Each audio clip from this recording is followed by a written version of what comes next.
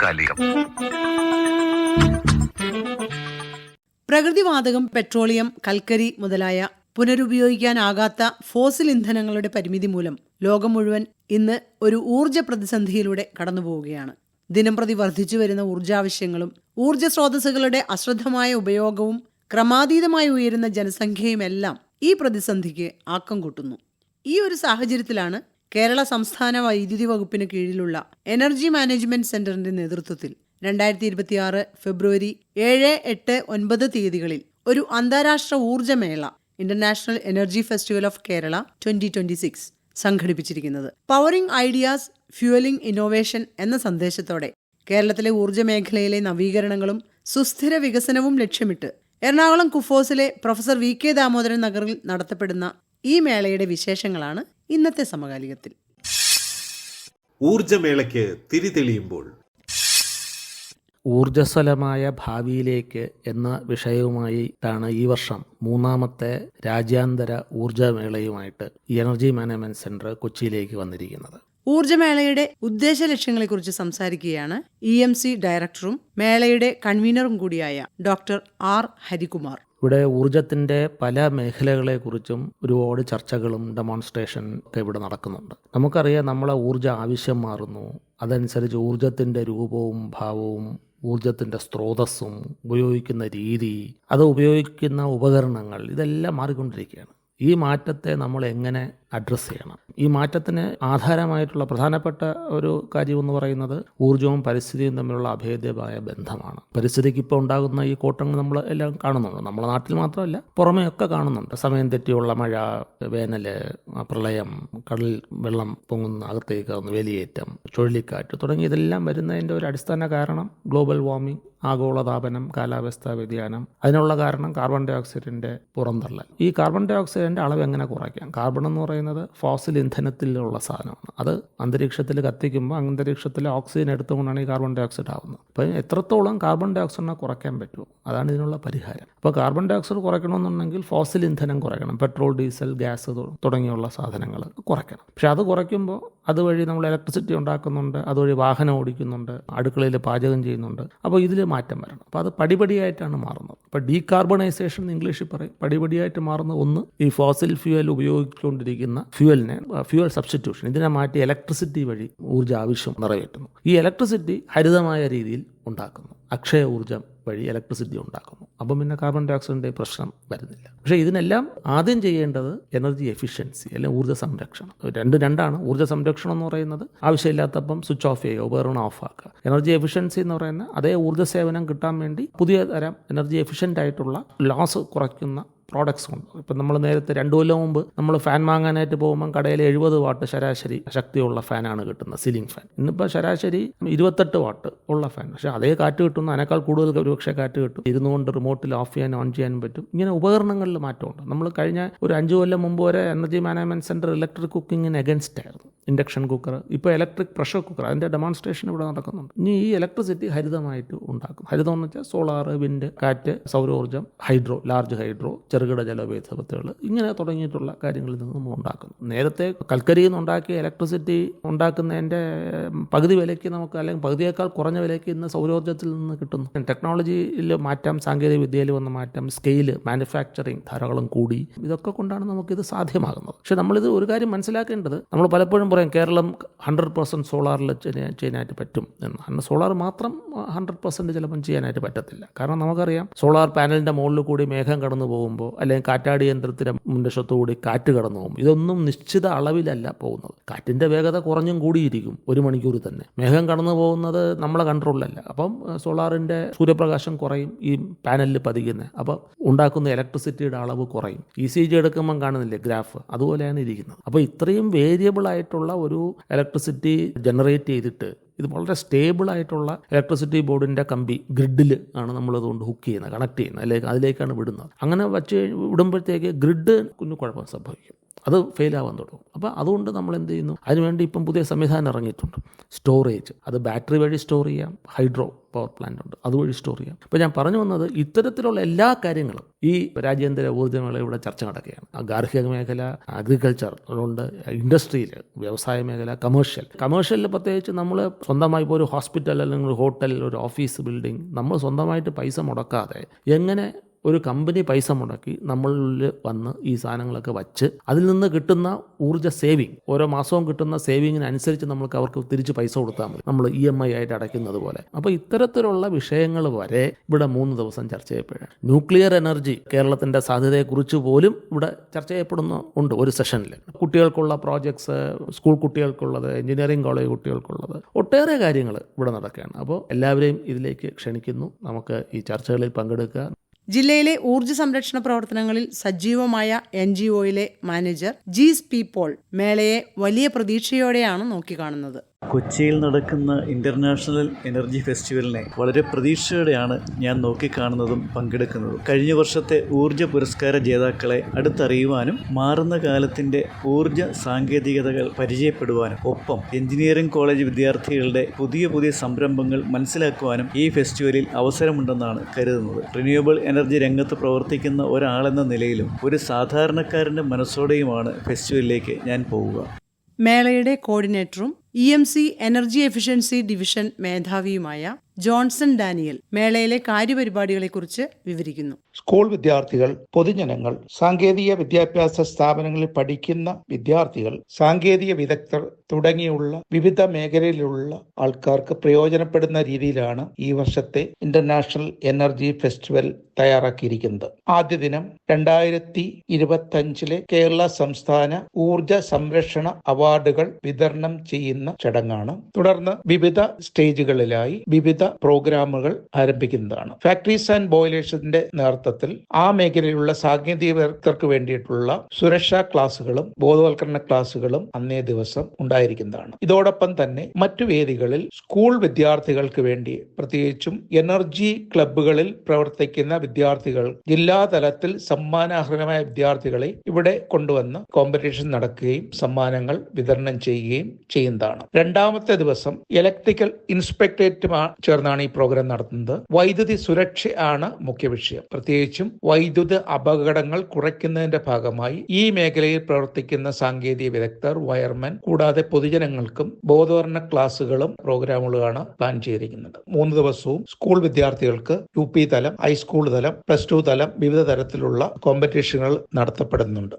3-ാം ദിനം വിവിധ സാങ്കേതിക മേഖലയിൽ പ്രവർത്തിക്കുന്ന സ്ഥാപനങ്ങൾക്ക് വേണ്ടിയുള്ള പരിപാടികളാണ്. ഇവരുമായി ധാരണാപത്രങ്ങളിൽ ഒപ്പിടുകയും ഇതോടൊപ്പം തന്നെ അവരുമായി ചേർന്നുള്ള വിവിധ പാനൽ ഡിസ്കഷനുകളും നടത്തുന്നതാണ്. വൈദ്യുതി മേഖലയിൽ ഇപ്പോൾ ലഭ്യമാവുന്ന ഊർജ്ജ സംരക്ഷണത്തെ പ്രോത്സാഹിപ്പിക്കുന്ന രീതിയിലുള്ള ഉപകരണങ്ങളുടെ ഒരു പ്രദർശനം ഈ വർഷം തയ്യാറാക്കിയിട്ടുണ്ട്. ഇലക്ട്രിക്കൽ ട്രേഡേഴ്സ് അസോസിയേഷനുമായിട്ടാണ് ഏതാണ്ട് 30ഓളം സ്റ്റാളുകളിലായി വൈദ്യുപകരണങ്ങളുടെ പ്രദർശനം ഇതോടൊപ്പം നടക്കുന്നുണ്ട്. ഇത് പൊതുജനങ്ങൾക്കും വിദ്യാർത്ഥികൾക്കും ഈ മേഖലയിലുള്ള സാങ്കേതിക വിദഗ്ധർക്കും ഗുണകരമായ ഒരു പ്രോഗ്രാമാണ്. 5 സ്റ്റാർ ഉള്ള വൈദ്യുതനാണ് ഏറ്റവും ഊർജ്ജ കാര്യക്ഷമതയുള്ളത്. ഇത്തരത്തിലുള്ള വൈദ്യുതങ്ങൾ ഉപയോഗിക്കുന്ന വഴി വൈദ്യുതിയുടെ ചെലവ് ഗണ്യമായി കുറയ്ക്കുന്നതിന് സാധിക്കും. അപ്പോൾ തീർച്ചയായും ഈ എക്സിബിഷൻ പൊതുജനങ്ങൾക്ക് വളരെ പ്രയോജനകരമായ പ്രോഗ്രാമാണ്. പ്രവേശനം സൗജന്യമാണ്. വിവിധ എഞ്ചിനീയറിംഗ് കോളേജുകളിലായി വിദ്യാർത്ഥികൾ തയ്യാറാക്കിയിരിക്കുന്ന പ്രോജക്റ്റുകളുടെ പ്രദർശനവും അതിന്റെ ഒരു വിലയിരുത്തലും ഏറ്റവും മികച്ച പ്രോജക്റ്റായി തെരഞ്ഞെടുക്കപ്പെടുന്ന കോളേജിന് professor VK Damodaran memorial award ഈ വർഷം മുതൽ നൽകുന്നതുമാണ്. അപ്പോൾ ഇതുമായിട്ട് ബന്ധപ്പെട്ട് ഏതാണ്ട് 40-ലധികം എഞ്ചിനീയറിംഗ് കോളേജിലെ പ്രോജക്റ്റുകൾ ഈ പ്രദർശനത്തിൽ പ്രദർശിപ്പിക്കുന്നതായിരിക്കും. ഊർജ്ജ സംരക്ഷണ പ്രവർത്തനങ്ങളിൽ സജീവ പ്രവർത്തകനും പരിശീലകനും കൂടിയായ സാബിർ P ഊർജ്ജമേളയിലെ പങ്കാളിത്തത്തെക്കുറിച്ച് അനുഭവം പങ്കുവയ്ക്കുന്നു. കഴിഞ്ഞ 2 വർഷവും ഞാൻ ഈ ഊർജ്ജമേളയിൽ പങ്കെടുത്തിരുന്നു. 2 എഡിഷനിലും ജനങ്ങളുടെ വലിയ പങ്കാളിത്തമാണ് കാണാൻ കഴിഞ്ഞത്. ഒരു സാധാരണക്കാരന് എങ്ങനെ സ്വന്തം വീട്ടിലും സൊസൈറ്റിയിലും സ്ഥാപനങ്ങളിലെല്ലാം ഊർജ്ജ ലാഭം വർദ്ധിപ്പിക്കാമെന്ന് നേരിട്ട് മനസ്സിലാക്കാൻ കഴിയുന്ന വിധത്തിലുള്ള മേളകളും സെമിനാറുകളുമാണ് അവിടെ നടന്നത്. കഴിഞ്ഞ മേളകളിൽ പങ്കെടുത്ത് ഞാൻ നേതൃത്വം നൽകിയിരുന്ന LED ബൾബ് റിപ്പയറിംഗ് ക്ലിനിക്കിന് വലിയ സ്വീകാര്യതയാണ് അവിടെ ലഭിച്ചത്. വെറും 4 മിനിറ്റ് കൊണ്ട് കേടായ ഒരു ബൾബും ട്യൂബും എങ്ങനെ റിപ്പയർ ചെയ്യാമെന്ന് ആയിരക്കണക്കിന് ആളുകൾക്ക് 3 ദിവസം കൊണ്ട് പഠിപ്പിക്കാൻ സാധിച്ചു. ഹരിത കർമ്മസേനാംഗങ്ങൾക്കായി നടത്തിയ ആദ്യ ദിനത്തിൽ മെഗാ വർക്ക്ഷോപ്പ് ഉണ്ടായിരുന്നു. വെറും 2.5 മണിക്കൂർ കൊണ്ടാണ് അവര് 2000 ബൾബുകൾ പുനർനിർമ്മിച്ച് വലിയൊരു ചരിത്രം തന്നെ സൃഷ്ടിച്ചത്. മാലിന്യമായി വലിച്ചെറിയുന്ന ബൾബുകൾ വീണ്ടും പ്രകാശിക്കുന്നത് കാണുമ്പോഴും എന്തോരം ആത്മസംതൃപ്തിയാണ് ഉള്ളത്. ഇത്തവണയും നിരവധി സെമിനാറുകളും എക്സിബിഷനുകളും കുട്ടികൾക്കും മുതിർന്നവർക്കും ഒരുപോലെ ഉപകാരപ്പെടുന്ന മത്സരങ്ങൾ എന്നിവ മേളയുടെ ഭാഗമായിട്ടുണ്ട്. എന്നാൽ ഈ വിദ്യാർത്ഥികൾക്കും സംരംഭകർക്കും ഈ മേഖലയിലെ പുതിയ മാറ്റങ്ങൾ പഠിക്കാൻ ഇതൊരു വലിയ അവസരവുമാണ്. നമ്മുടെ നാടിന്റെ ഊർജ്ജ സുരക്ഷയ്ക്കായി, പരിസ്ഥിതി സൗഹൃദമായ ഒരു ജീവിതശൈലിക്കായി നമുക്ക് കൈകോർക്കാം. എന്താണ് EMC? ഊർജ്ജ സംരക്ഷണ പ്രവർത്തനങ്ങളിൽ EMCക്കുള്ള പങ്ക് എന്താണ്? EMC എന്ന ചുരുക്കപ്പേരിൽ അറിയപ്പെടുന്ന എനർജി മാനേജ്മെന്റ് സെന്റർ 1996 ഫെബ്രുവരി 7 നിലവിൽ വന്നത്. EMC PRO Beena TA. സംസ്ഥാന സർക്കാരിന്റെ ഊർജ്ജ വകുപ്പിന് കീഴിലാണ് പ്രവർത്തനം. ഇന്ത്യയിൽ ആദ്യമായാണ് ഊർജ്ജ സംരക്ഷണ പ്രവർത്തനങ്ങൾക്ക് മാത്രമായി ഒരു സ്ഥാപനം നിലവിൽ വന്നത്. സുസ്ഥിര വികസന മാതൃകകളിലൂടെ എല്ലാ മേഖലകളിലും ഊർജ്ജ കാര്യക്ഷമത ഉറപ്പുവരുത്തുക എന്നതാണ് EMCയുടെ പ്രവർത്തന ലക്ഷ്യം. 2001 കേന്ദ്ര ഊർജ്ജ സംരക്ഷണ നിയമം നിലവിൽ വന്നപ്പോൾ കേരളത്തിൽ നിയമം നടപ്പിലാക്കുന്നതിനുള്ള സ്റ്റേറ്റ് ഡെസിഗ്നേറ്റഡ് ഏജൻസിയായി EMCയെ ചുമതലപ്പെടുത്തുകയുണ്ടായി. രാജ്യത്തിന് മാതൃകയായ ഊർജ്ജ സംരക്ഷണ പ്രവർത്തനങ്ങൾ കാഴ്ചവെച്ച് 10 തവണയിൽ കൂടുതൽ ദേശീയ ഊർജ്ജ സംരക്ഷണ അവാർഡ് കരസ്ഥമാക്കാൻ EMCക്ക് സാധിച്ചിട്ടുണ്ട്. കാര്യക്ഷമമായ ഊർജ്ജ മാനേജ്മെന്റിന് ആവശ്യമായ നയരൂപീകരണം, സാങ്കേതിക വിദ്യകളുടെ വികസനം, പ്രോത്സാഹനം, പ്രചാരണം, നൂതന ആശയങ്ങളുടെ പ്രോത്സാഹനം, വിദ്യാർത്ഥികൾ മുതൽ പ്രൊഫഷണലുകൾക്ക് വരെയുള്ള ഊർജ്ജ സംരക്ഷണ വിദ്യാഭ്യാസം,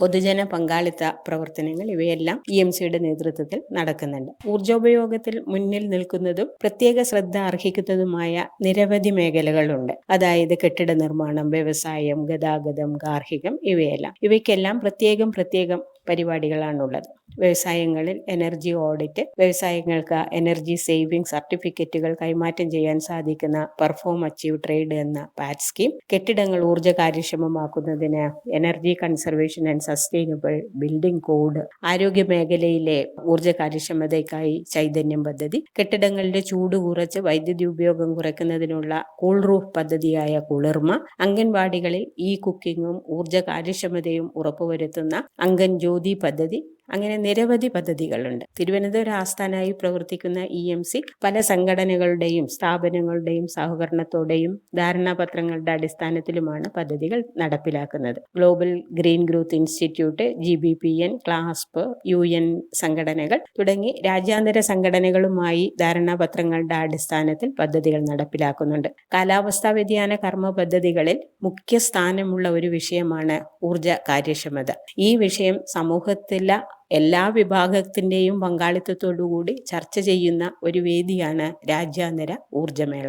എനർജി ഫെസ്റ്റിവലിന്റെ കോർഡിനേറ്ററും EMC കേരള രജിസ്ട്രാറും കൂടിയായ സുഭാഷ് ബാബു BV ഫെബ്രുവരി 7 അതേ ദിവസം തന്നെ നമ്മുടെ ന്യൂക്ലിയർ എനർജിയിൽ കേരളത്തിൻ്റെ സാധ്യതയെക്കുറിച്ച് ചർച്ച ചെയ്യുന്നതിന് വേണ്ടിയിട്ട് ഉള്ള ഒരു പ്രോഗ്രാമും അതോടൊപ്പം തന്നെ നമ്മൾ ഷെഡ്യൂൾ ചെയ്തിട്ടുണ്ട്. ഈ പരിപാടിയിൽ നമ്മളുമായിട്ട് സംവദിക്കുന്നത് രാജ്യത്തെ ആണവ നിലയങ്ങളിലെല്ലാം വർക്ക് ചെയ്ത് ടെക്നിക്കൽ എക്സ്പെർട്ടൈസ് ഉള്ള സാങ്കേതിക വിദഗ്ധരാണ്. ഇപ്പോൾ സംസ്ഥാനത്തിൽ അവൈലബിൾ ആയിട്ടുള്ള തോറി ഇതിന് ഉപയോഗിക്കാൻ കഴിയുന്നതാണോ എന്നുള്ളതിനെ പറ്റിയുള്ള ഒരു വിശദമായ ചർച്ചകളെല്ലാം തന്നെ അതുമായിട്ട് ബന്ധപ്പെട്ട് നടത്തുന്നുണ്ട്. വിവിധ എനർജി ക്ലബിലുള്ള വിദ്യാർത്ഥികളുടെ കോമ്പറ്റീഷൻസ് ഇതോടൊപ്പം തന്നെ നമ്മൾ ക്രമീകരിച്ചിട്ടുണ്ട്. ഇതുകൂടാതെ 1-ാം ദിവസമാണ് സംസ്ഥാന ഗവൺമെന്റിന്റെ ഡയറക്ടറേറ്റ് ഓഫ് ഫാക്ടറീസ് ആൻഡ് ബോയിലേഴ്സുമായിട്ട് ചേർന്നിട്ട് താപോർജ്ജം ഉപയോഗിക്കുന്നതുമായിട്ട് ബന്ധപ്പെട്ട് വരുന്ന അതിന്റെ സുരക്ഷയും അതിന്റെ കാര്യക്ഷമത വർദ്ധിപ്പിക്കുന്നതിന് വേണ്ടിയിട്ടുള്ള നടപടിക്രമങ്ങളെക്കുറിച്ചും ഒക്കെ ഒരു വിശദമായിട്ടുള്ള ഒരു ക്ലാസും അതോടൊപ്പം തന്നെ വിവിധ സാങ്കേതിക വിദഗ്ധർ ഇതുമായിട്ട് ബന്ധപ്പെട്ട കേസ് സ്റ്റഡികളും അവതരിപ്പിക്കുന്നുണ്ട്. 2-ാം ദിവസം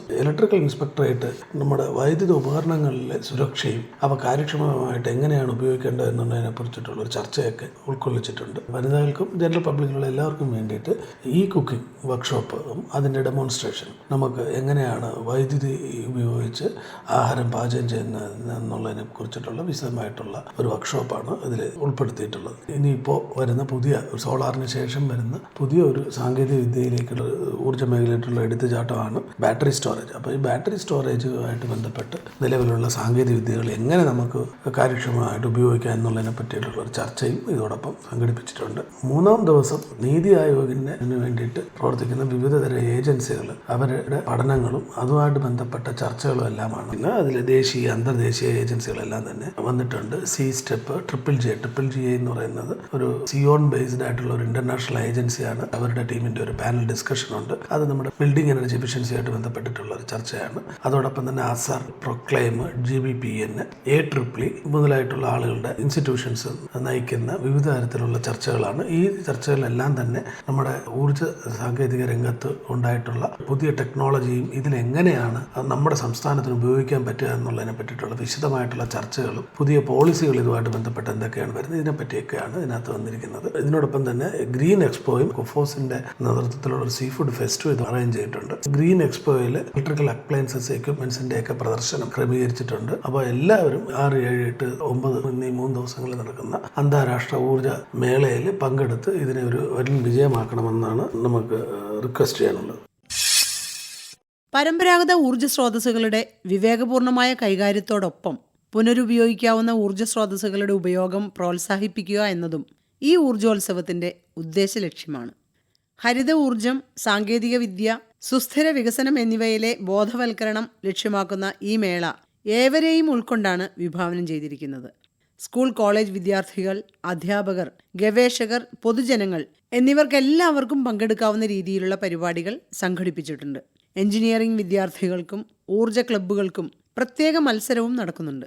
ഊർജ്ജ സംരക്ഷണ പ്രവർത്തനങ്ങളിൽ ആഗോള സഹകരണം ഉറപ്പാക്കി കൂടുതൽ പദ്ധതികൾ ഈ മേഖലയിൽ നടപ്പിലാക്കാൻ ഈ അന്താരാഷ്ട്ര ഊർജ്ജമേള കാരണമാകട്ടെ. ഊർജ്ജമേളയ്ക്ക് തിരിതെളിയുമ്പോൾ നിർവഹണം റിയാസ് കളപ്പുരയിൽ. സഹകരണം ഷൈജി ടോണി.